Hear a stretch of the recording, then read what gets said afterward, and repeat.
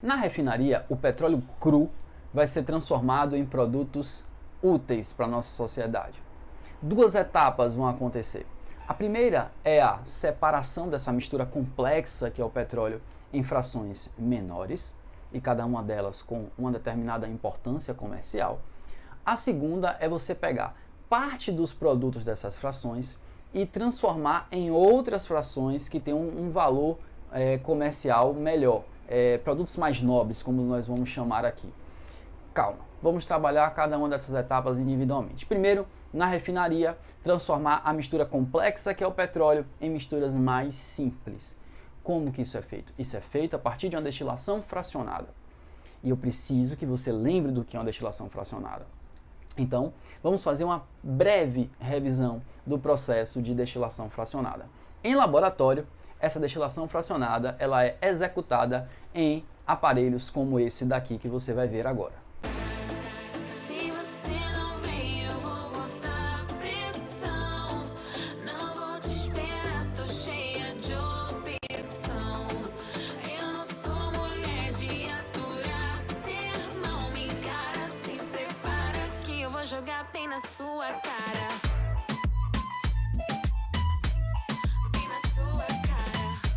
Como você pode notar, o sistema é muito simples. Nós temos um balão de destilação, uma coluna de fracionamento, condensador e aqui ficará o coletor que aí no Vida não tinha. E aqui a fonte de calor, obviamente.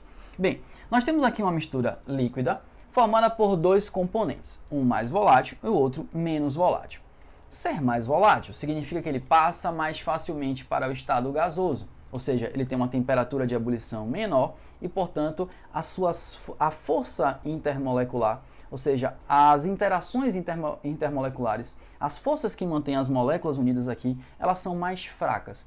E por isso, facilmente, você tem a separação dessas moléculas. Em outras palavras, esse líquido se converte mais fácil em vapor.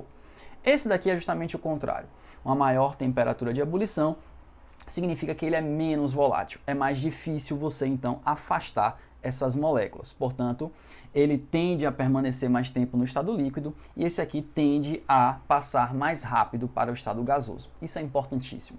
Então, temos aqui uma fonte de calor que começa a aquecer essa mistura líquida e, obviamente, mesmo antes de entrar em ebulição, esses dois componentes começam a evaporar.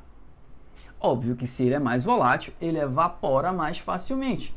Então, à medida que você vai aquecendo, você vai tendo muito mais vapor dessa substância laranja aqui sendo formada.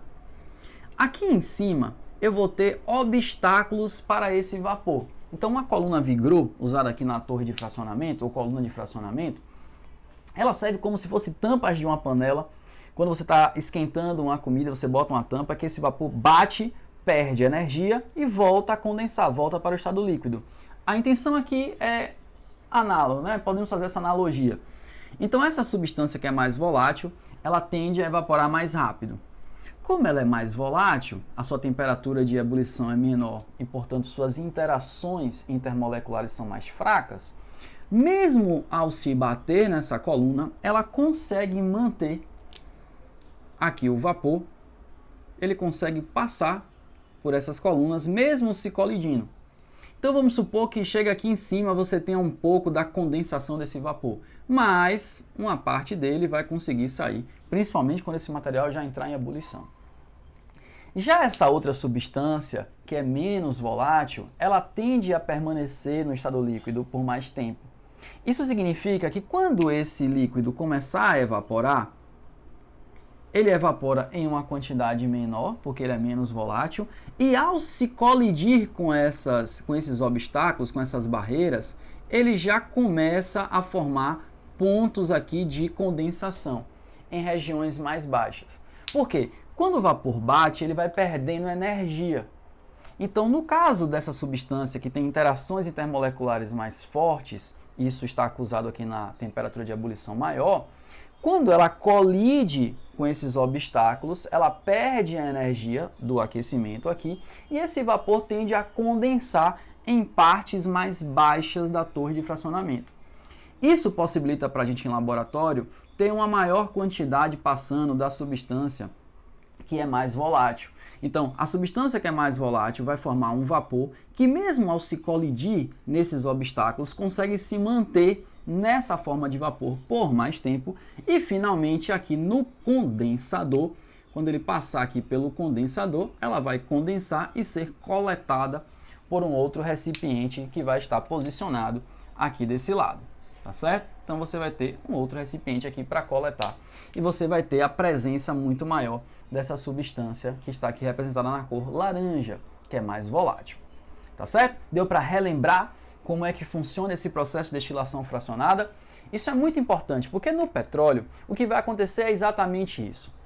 O petróleo é uma mistura complexa que vai ser aquecida, vai para a forma de vapor, só que à medida que ele vai passando pela torre, pela coluna de fracionamento, as substâncias que são mais voláteis permanecem na forma de vapor e subindo, enquanto aquelas que são menos voláteis vão se batendo nesses obstáculos e ficando, condensando novamente, onde então elas são coletadas. É por isso que quando nós mostramos a destilação fracionada do petróleo, nós temos vários produtos. Ou seja, preste atenção nisso.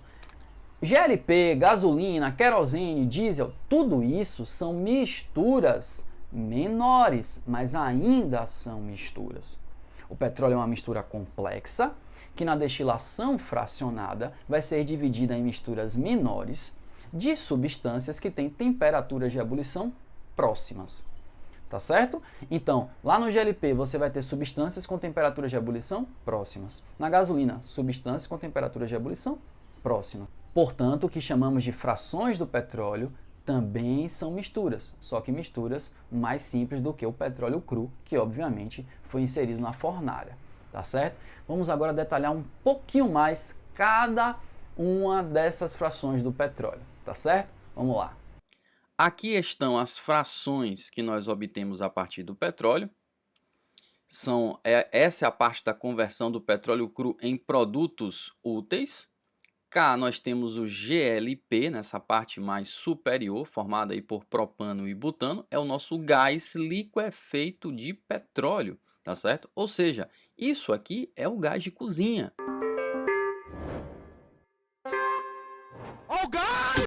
Cá embaixo nós temos a gasolina, logo em seguida a nafta, que vai ser utilizada pela indústria química, sobretudo pela própria indústria petroquímica, querosene, empregada aí como combustível de aeronaves, o diesel, que aqui no Brasil é utilizado como combustível de caminhões, ônibus e pode ser utilizado por picapes que tenham até 1 tonelada de carga útil, né? 1.000 quilos de carga útil. Os veículos mais leves não podem utilizar diesel aqui no Brasil, é proibido.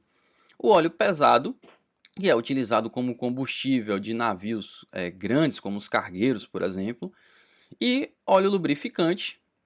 E finalmente o resíduo sólido é uma parte sólida que sobra aqui na coluna de fracionamento, que vai ser utilizado aí como composição para o asfalto, como componente para o asfalto.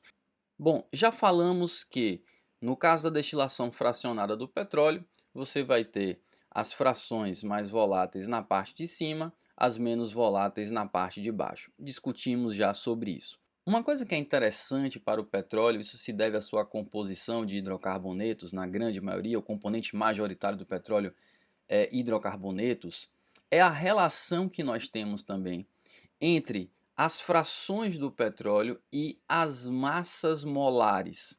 Veja, isso não é regra na destilação fracionada, mas isso ocorre no caso do petróleo. As frações que ficam mais acima, ou seja, as mais voláteis, são também as que apresentam substâncias hidrocarbonetos com menores massas molares, ou seja, cadeias carbônicas menores. Então essa relação existe para os hidrocarbonetos. Qual a relação? Hidrocarbonetos com cadeias carbônicas menores apresentam temperaturas de ebulição menores, enquanto que os hidrocarbonetos com cadeias carbônicas maiores apresentam justamente temperaturas de ebulição maiores. É por isso que você vai ouvir falar que nós temos aqui as frações leves do petróleo enquanto que aqui vamos ter as frações pesadas do petróleo. Tá? Só a título de exemplo, no caso do GLP, nós temos aqui hidrocarbonetos com cadeias de 3, 4 carbonos. Cá na gasolina, por exemplo, você vai ter, por exemplo, hidrocarbonetos com cadeias com 7, 8 carbonos. Enquanto que aqui no óleo lubrificante, a gente vai ter hidrocarbonetos com mais de 20 carbonos na sua estrutura. Então perceba que existe para os hidrocarbonetos, isso não é regra na destilação fracionada, mas para os hidrocarbonetos há sim uma relação direta entre a massa molar e a temperatura de ebulição. Quanto menor é a massa molar, menor também é a temperatura de ebulição para os hidrocarbonetos e, de forma oposta, quanto maior a massa molar, maior também a temperatura de ebulição. Isso é válido para os hidrocarbonetos. E como o petróleo é formado basicamente por hidrocarbonetos, nós temos então essa relação na destilação fracionada do petróleo. A segunda parte do refino é a conversão de algumas frações, de parte de algumas frações, em outras mais nobres. Aqui tem a ver com din-din, com dinheiro. A ver, quiero las máquinas funcionando las 24 horas. Como si esto fuera una red de pocholos, ¿sabéis? ¿No? Chiquipum, chiquipum, chiquipum, chiquipum. Cada vez que paramos perdemos medio millón, así que no vamos a parar. Vamos a hacer las correcciones técnicas cada 3 horas, tanto de tinta como de offset. Así que ya sabéis, alegría, fiesta e ilusión. Nessa etapa, o setor petroquímico vai pegar parte do que nós temos aqui como óleo pesado, óleo lubrificante, né, as frações pesadas, e converter em frações leves. Por quê? Porque comercialmente é melhor, tem mais saída. Esses produtos aqui, o GLP, a gasolina e a nafta, tem uma saída melhor do que o óleo pesado e o óleo lubrificante, uma saída comercial melhor. Então, esse processo ele é feito aqui a partir de um craqueamento. O craqueamento é na ideia de uma quebra. Então, aqui você tem moléculas grandes, cadeias grandes, que vão ser quebradas em várias cadeias menores. Do ponto de vista molecular, é o que está acontecendo. Quebra de cadeias grandes em cadeias menores. Do ponto de vista físico, macroscópico, o que está acontecendo é a transformação daquele óleo mais viscoso em GLP, por exemplo.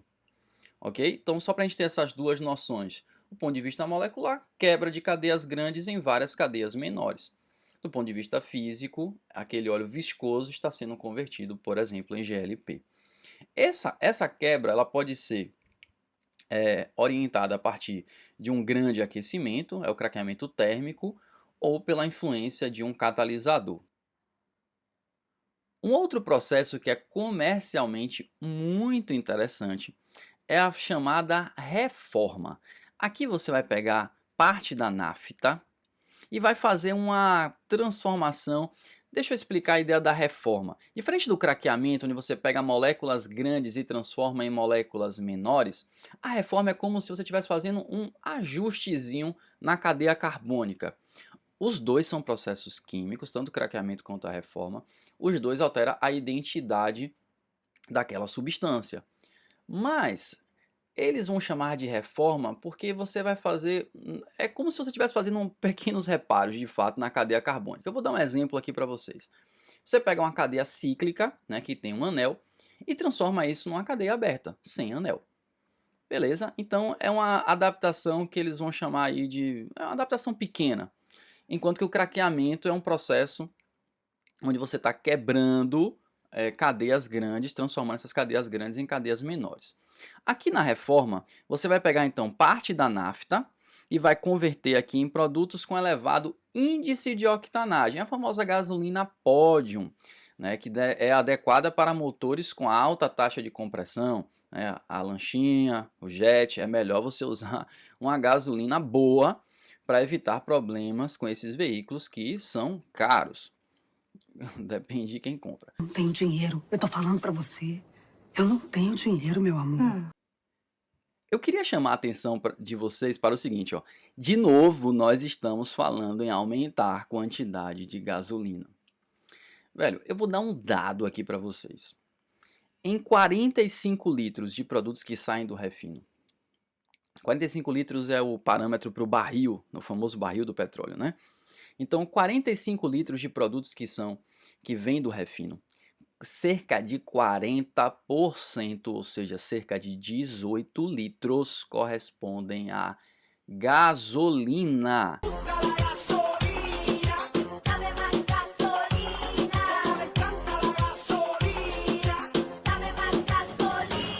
Outros produtos com uma boa saída são chamados aromáticos nobres, como é o benzeno, tolueno, os chilenos. Então, isso daqui encerra essa segunda parte da nossa aula de petróleo, falando sobre o refino e a segunda parte desse refino, onde nós estamos transformando parte de algumas frações em outras mais nobres. Vamos a uma atividade agora para não ficarmos relaxados. Questãozinha aqui da FUVEST para a gente aquecer o gás engarrafado usualmente consumido como combustível em fogões. Opa, é o nosso GLP, o gás liquefeito de petróleo. Olha o gás. Ele é produzido em laboratório. Sabemos que esse GLP ele é obtido a partir da destilação fracionada da madeira, não também da destilação fracionada do petróleo. Letra C é uma mistura de compostos orgânicos pertencentes a diferentes funções químicas. Sabemos que o GLP vai ser formado aí por hidrocarbonetos, ou seja, o propano e o butano, que vão estar presentes no GLP, pertencem à mesma função, né? A mesma classe de substâncias, que nesse caso são os hidrocarbonetos. Uma substância quimicamente pura, sabemos que na verdade o GLP é uma mistura de hidrocarbonetos derivados do petróleo a partir da destilação fracionada. Então essa é uma questão para a etapa 1 do refino. Vamos para uma questão da etapa 2, uma questão aqui da FESP, que vai falar sobre o cracking, né? O craqueamento. O cracking das frações média de destilação do petróleo é hoje uma tecnologia empregada nas médias refinarias. Por quê? Veja, no artigo que eu me baseio para fazer essa aula, da Petrobras, ela fala que utiliza, na verdade, o gás óleo pesado e não frações médias. Não sei aí qual é a referência da FESP, mas o cracking, qual é o objetivo desse cracking? Aumenta o rendimento em óleos lubrificantes. Quem quer isso? Ninguém quer aumentar a quantidade da parte pesada, das frações pesadas. Então, não. Economiza energia técnica no processo de destilação. Com certeza não. Craqueamento é um processo que consome muita energia, é um processo muito difícil, mas os produtos obtidos têm uma boa saída, ou seja, comercialmente o processo vale a pena. Permite a utilização de equipamento mais compacto? Com certeza não. Facilita a destilação do petróleo? Nada a ver. O craqueamento é um processo químico, inclusive, posterior à destilação. Aumenta o rendimento em frações leves. Perfeito. Você vai aumentar o rendimento ali quando você quebra cadeias maiores, transformando em cadeias menores, você está aumentando o rendimento das frações leves, sobretudo aí a parte do GLP, da nafta e gasolina. Beleza? Então é isso. Um abraço e vamos para a parte 3 da nossa aula, os impactos ambientais provocados pelo petróleo e os seus derivados.